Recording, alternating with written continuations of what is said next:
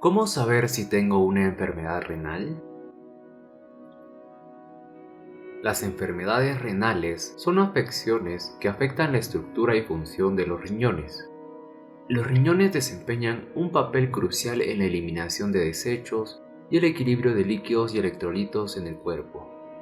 Por eso es muy importante cómo saber si tengo una enfermedad renal.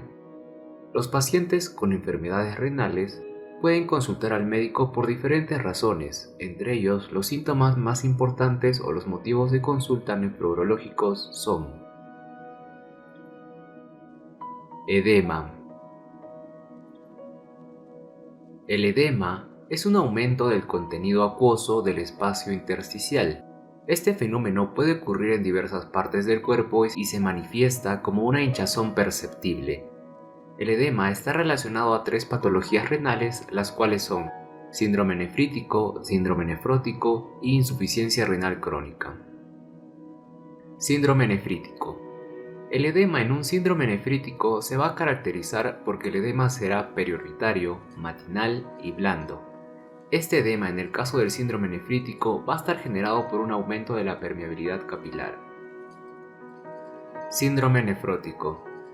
Se presenta un cuadro de anasarca, el cual se refiere a un edema generalizado y grave que afecta a todo el cuerpo, con piel blanca y de temperatura normal. Es blando y simétrico asociado a hipoproteinemia.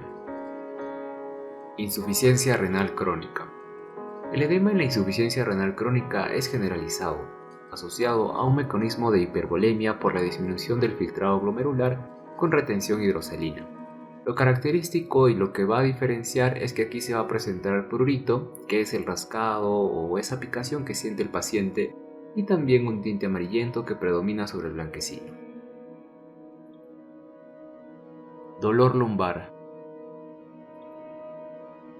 El dolor es un síntoma que sugiere una enfermedad renal cuando su distribución se relaciona con las raíces sensitivas que inervan al riñón y que corresponden a las últimas dorsales, de la sexta a la doceava, y también a la primera lumbar, representadas por el último nervio intercostal y los abdominogenitales. Así, cuando nuestro paciente llega, deben evaluarse la forma de presentación, el carácter, la intensidad, la duración, la propagación, la forma de terminación, las acciones que lo modifican y los síntomas asociados. ¿Cuándo se origina el dolor lumbar? El dolor se origina por irritación de las terminaciones sensitivas presentes en la cápsula renal en el peritoneo parietal posterior, asociada a procesos inflamatorios locales o propagados, como infección urinaria alta, perinefritis, abscesos perirrenales o presencia de tumores. Y este dolor también se va a originar cuando va a haber una distensión brusca de las vías urinarias. Hablamos de la pelvis renal, de los uréteres debido a la obstrucción, ya sea por cálculos, coágulos, pus, o también puede haber fragmentos de papilas renales. El dolor de origen renal puede clasificarse de acuerdo con su modalidad de instalación, en agudo y crónico. El contexto clínico y el resto de las características semiológicas del dolor orientarán con respecto a su origen. Por ejemplo, el comienzo agudo de dolor lumbar en un adulto en relación con el esfuerzo físico o sin él es típico del cólico ureteral. Es de carácter cólico, de intensidad fluctuante y de duración variable, con propagación a los flancos y a los genitales, por lo general acompañado de inquietud y síntomas como náuseas y vómitos. Por el contrario, el inicio brusco del dolor lumbar en un paciente con antecedentes de enfermedad vascular periférica, aneurisma de la aorta, estenosis mitral o en el curso de una endocarditis infecciosa orientará hacia el diagnóstico de infarto renal. Por otro lado, en una mujer con antecedentes de infecciones urinarias, fiebre y disuria, la aparición de dolor lumbar sugiere la presencia de una pielonefritis aguda. Si el dolor se acompaña de hematuria, la situación puede corresponder a la rotura de un quiste renal o al desplazamiento de un cálculo dentro de la vía urinaria. El dolor lumbar, de comienzo lento y progresivo, o de carácter gradativo, de intensidad variable y de curso crónico, es la manifestación de un aumento progresivo del tamaño renal, como se observa en la poliquistosis renal y en tumores o procesos inflamatorios perirrenales. Un dolor de tipo progresivo o intensidad variable que aparece o se intensifica en la posición de pie y disminuye en el cúbito dorsal puede hacer sospechar la presencia de ptosis renal o de un tumor de gran tamaño. Además puede palparse una masa durante el examen del abdomen. Cólico renoureteral. El cólico renoureteral es un cuadro clínico caracterizado por dolor lumbar de inicio agudo, de intensidad fluctuante, con irradiación anterior hacia el flanco y hacia la fosa ilíaca y los genitales, acompañado de manifestaciones como sudoración, náuseas, vómitos o alteraciones de la motilidad intestinal. En el caso del cólico renoureteral, cuando el paciente se le hace el examen físico, va a demostrar una contractura que se va a reflejar en lo que son los músculos paravertebrales. También va a presentar un dolor intenso, espontáneo y en la maniobra de puño-percusión, y también va a presentar dolor a la presión en los puntos ureterales. El aspecto de la orina puede ser turbio o mostrar color rojizo, lo que sugiere la presencia de hematuria. La causa más frecuente de un cólico renoureteral es la litiasis urinaria. También puede ser un coágulo en la vía urinaria que es causada por una lesión tumoral o de tipo inflamatoria de la vía urinaria asociada a trastornos de la hemostasia y a la eliminación de fragmentos del parénquima renal necrótico. Trastornos de la micción. Los síntomas relacionados con la eliminación de la orina incluyen la disuria, la polaquiuria, el tenesmo vesical, la retención vesical. En general, responden a un mecanismo inflamatorio u obstructivo y expresan enfermedades de la vía urinaria baja. Disuria. ¿Qué es la disuria? La disuria es la dificultad en la eliminación de la orina. También la disuria puede referirse como dolor o ardor al orinar. Es muy frecuente en las mujeres en edad fértil como manifestación de una infección urinaria baja, como la cistitis o uretritis. En los hombres hace referencia a una prostatitis o agrandamiento de la próstata. Estranguria. ¿Qué es la estranguria?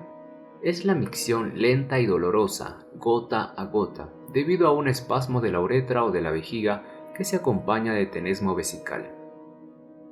Polaquiuria. ¿Qué es la polaquiuria? Es un aumento de la frecuencia de las micciones sin un aumento concomitante en el volumen de orina eliminado, en relación con enfermedades inflamatorias u obstructivas del aparato genitourinario. Tenesmo vesical. ¿Qué es el tenesmo vesical? Es la persistencia del deseo de orinar una vez finalizada la micción, con sensación de evacuación incompleta de la vejiga. Retención vesical o retención urinaria. ¿Qué es la retención vesical? Se define como la imposibilidad de evacuar la vejiga total o parcialmente de forma espontánea como consecuencia de la obstrucción del flujo urinario. La causa más común es la hipertrofia prostática, pero puede asociarse a la presencia de coágulos, cálculos o lesión traumática ureteral. Alteración del volumen urinario y ritmo diurético. El volumen de orina eliminado en condiciones normales durante 24 horas oscila entre 1200 y 1500 mililitros, según la dieta y el volumen de agua ingeridos, y su alimentación no ocasiona ninguna molestia. Poliuria. Se define como la eliminación de orina superior a 3000 mililitros diarios. Según su mecanismo de producción, puede distinguirse dos tipos, fisiológica y patológica. La poliuria fisiológica se da en las personas sanas. La ingesta de cantidades crecientes de agua libre de soluto se acompaña de un aumento progresivo del volumen urinario como consecuencia de la inhibición de la secreción de la hormona antidiurética. Poliuria patológica. La poliuria patológica expresa una alteración funcional u orgánica de origen renal o extrarrenal.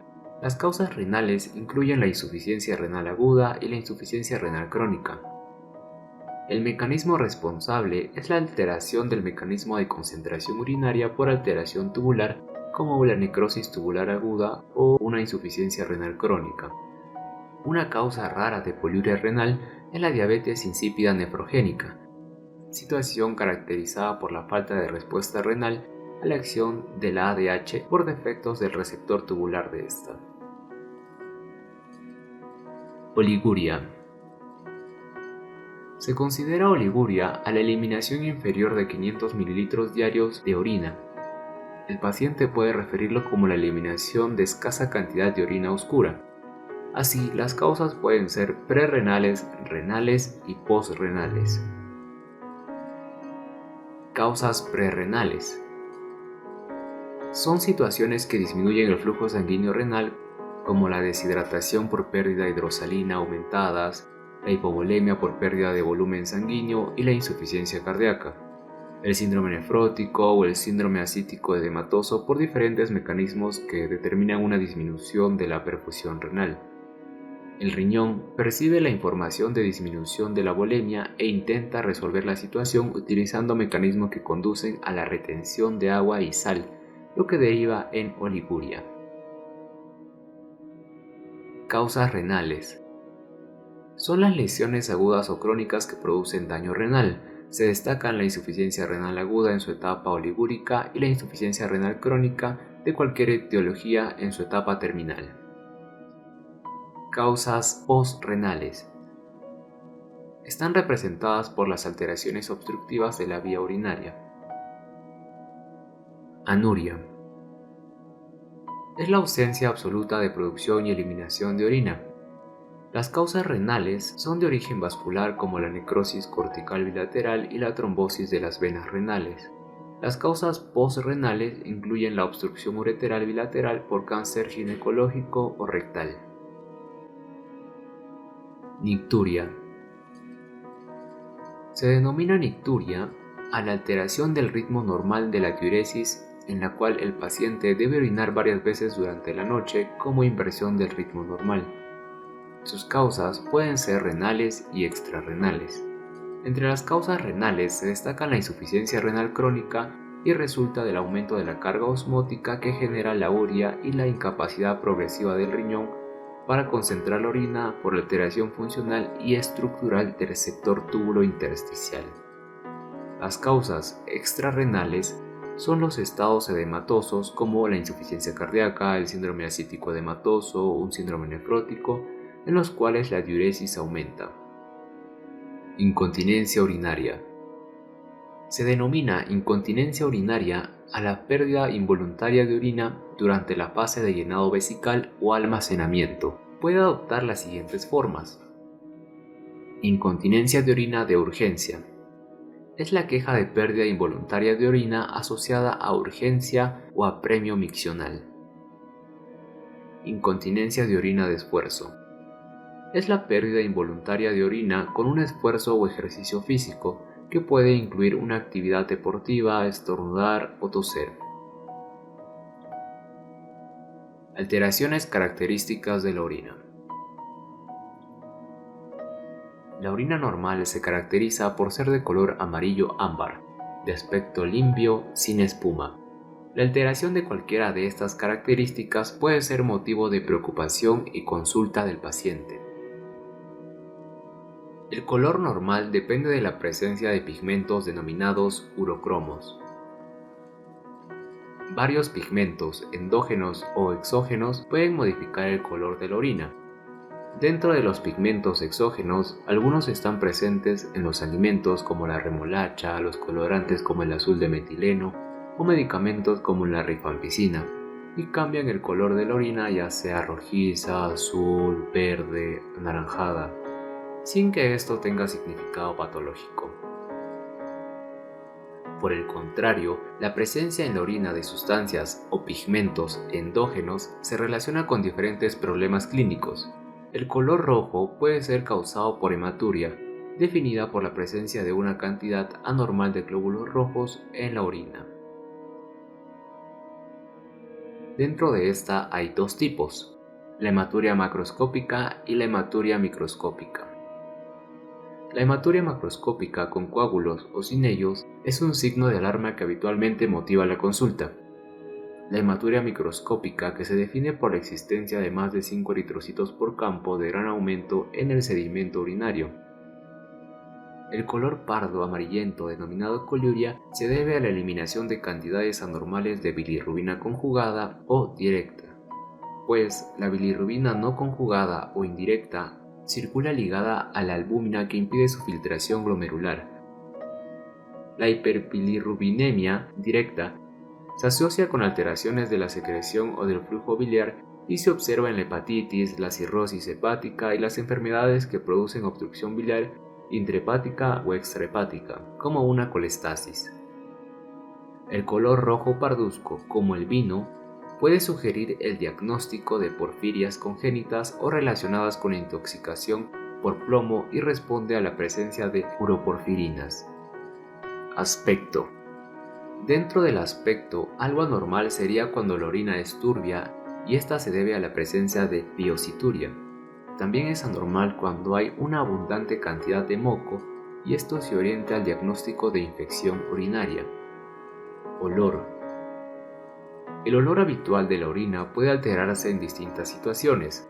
El olor amoniacal se observa en las infecciones urinarias por gérmenes que desdoblan la urea. Por otro lado, si la orina tiene un olor fétido, nos indica que existe comunicación entre la vía urinaria y el tubo digestivo por fisuras rectoanales. Espuma. La aparición de una espuma abundante y persistente en la orina debe hacer sospechar la presencia de proteinuria. Ante esta presunción diagnóstica deben realizarse procedimientos complementarios para su identificación cualitativa, como la utilización de tiras reactivas, y si se confirma proteinuria es necesario establecer su magnitud mediante la solicitud de proteinuria de 24 horas. Así se puede distinguir de forma cuantitativa si se trata de proteinuria leve, moderada o grave, todo esto asociado al síndrome nefrótico.